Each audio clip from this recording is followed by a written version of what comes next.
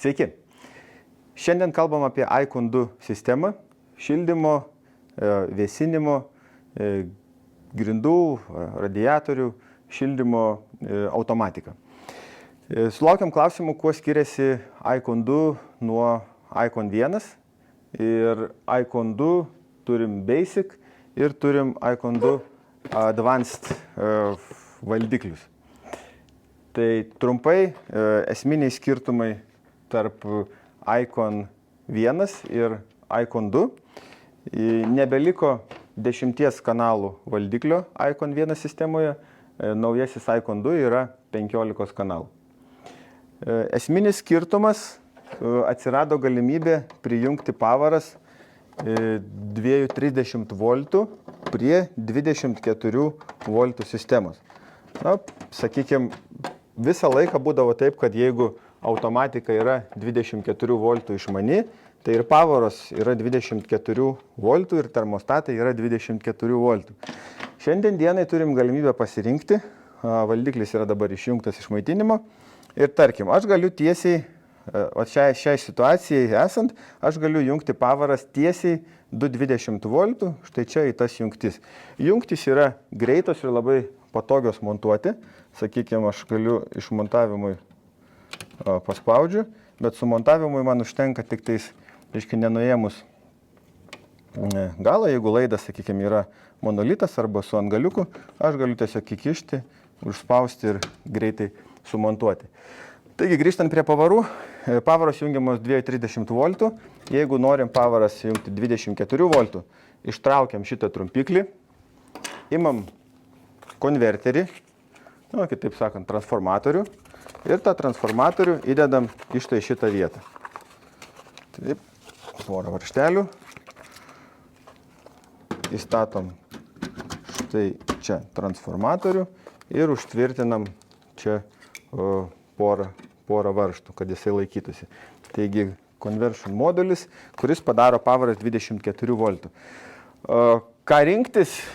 24 voltų pavaras ar 220, kiekvieno reikalas. 220 pavaros naudos mažiau elektros, nes nereikia transformacijos į 24 voltus, tačiau kai kuriuose šalyse yra reikalavimai, kad grindiniam šildymui būtų būtinai 24 voltai. Tai vėlgi, jeigu reikalavimas yra, jeigu reikalavimo nėra, kaip noras, sakykime, finansiškai, aišku, be konversijos modulio valdiklis bus pigesnis ir jungiant 220 pavaras jums sistema kainuos pigiau. Ką dar čia turim?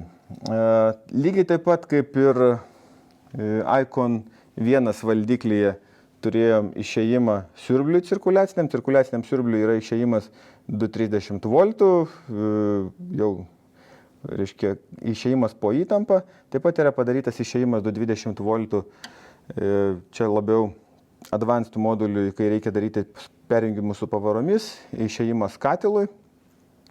Jungia katilą, kai reikalingas yra šildymas, tai 15 pavarų prijungimas. Pavaros jungiamos po vieną pavarą į kiekvieną kontaktą. Negalima jungti, tarkim, 2 pavarų į vieną kontaktą. Valdiklis iš karto pamatys, jeigu Icon 1 dar, sakykime, ten ne visą laiką matydavo, kiek pavarų prijungiam, kartais praleisdavo ir 2 pavaras, tai Icon 2 2 pavarų niekada nepraleis, iš karto mes klaidą, kad yra kažkas negerai su pavara. Tas yra padaryta tyčia, kad būtų kiekvienam kanalui po pavarą, tam, kad būtų galima daryti automatinį balansavimą. Icon 2, kaip ir Icon 1, turi autobalansavimą ir kiekvieną kontūrą sureguliuoja pagal šilumos kiekį, matydamas pagal termostatą, kaip jisai greitai gauna šilumą iš grindų. Pagal tai reguliuoja pavaros atsidarimo laipsnį, naudoja impulsinę moduliaciją ir taip geba subalansuoti visą namą su pavaromis. Aišku, išankstinis nustatymas, apie kurį esam daug kartų kalbėję ir kuris slepiasi štai čia po pavarą, blogiau nepadaro. Tarkim, jeigu mes susukinėsim išankstinį nustatymą, tada bus mažiau darbo pavaroms ir mažiau darbo pavaroms, mažiau naudosit elektros. Gerai, kas dar? Turim jungti šunt 24 voltų pavarai. Tai čia būtų TV pavarai, kuri sumontuota ant grindinio šildymo pamaišymo mazgo tam, kad galėtų reguliuoti paduodamą temperatūrą grindiniam šildymui. Viena iš tokių retesnių aplikacijų. Toliau RT, Room Thermostat. Laidiniams termostatams skirtos 1, 2, 3 jungtys. Iš tikrųjų užtektų ir vieno išėjimo, nes visi termostatai gali jungtis paraleliai. Tai reiškia, turim vieną termostatą, ateina 2 gyslos, jungiam dar vieną ant viršaus, 3, 4 ir, tarkim, visus 15 termostatų mes galim sujungti į 2 gyslas, į tas 2 gyslas čia įjungti ir jie visi prisiprogramuos ir jie visi veiks. Čia yra basic versijoje, paprastesnėje versijoje yra išėjimas 24 voltų rasos taško jutikliui. Input 1 yra sistemos stabdymui, kai atsiranda rasos taško jutiklis pamato rasą, drėgmę, jisai per input 1 stabdo valdiklį. Ir input 2 yra šaldymo aktyvacijai. Tai čia jums reikėtų padaryti arba jungiklį, tiesiog kaip šviesos jungiklį, šildymas, vėsinimas, arba prijungti prie šilumos siurblio, kuris perėjęs į šaldymo režimą, input 2 duotų signalą, kad dabar yra šaldymas ir mes dabar persijungim į šaldymą.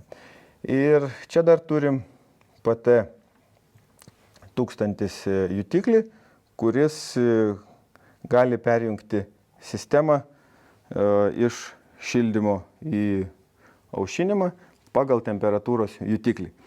Tai, sakykime, paprasčiausi tokie variantai - vėsinimas nuo šilumos siurblio aktyvacija, arba aktyvacija nuo jungiklio. Esminis skirtumas, kuo skiriasi tas advanced valdiklis.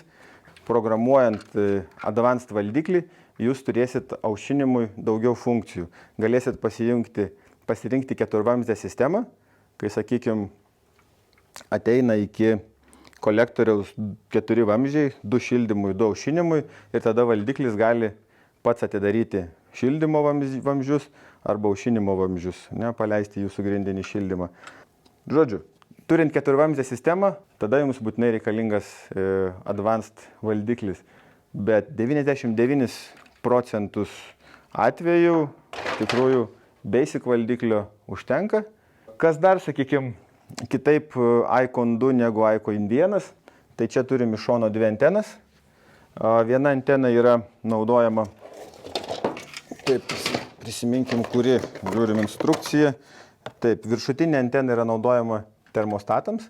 Tai jeigu termostatas turi prastą ryšį, čia jungiam anteną, išnešam į lauką ir klijuojam kažkur tai ant sienos, bet kur, tik tais ne ant metalinės dėžutės.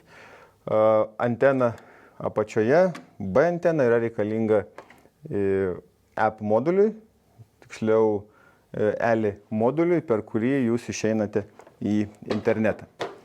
Dar turim papildomą atsarginį saugiklį, kuris, sakykime, perdegus galim iš čia išsiimti ir čia įsidėti. Turim USB-C jungtį, kur galim čia įsikišti ir prisijungti savo telefoną. Valdymui internetu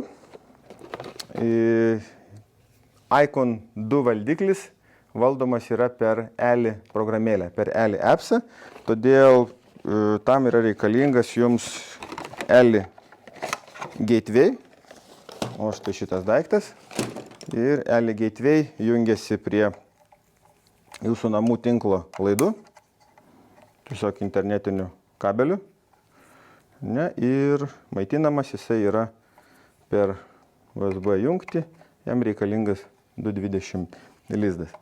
Taigi prisijungiam ELI gateway prie ELI programėlės ir tada galim prisijungti 4 Icon 2 valdiklius. Ir taip pat, aišku, ELI radiatorių galvutes, jeigu tokių pas jūs namuose yra. Dar vienas skirtumas, kuo skiriasi Icon 2 nuo Icon 1, tai kad Icon praeitoje versijoje mes turėjom tokias dėžutes. Tai būdavo radio modulis ir app modulis. Tai radio modulis buvo reikalingas tam, kad prijungti radio termostatus, atrodė kažkaip taip.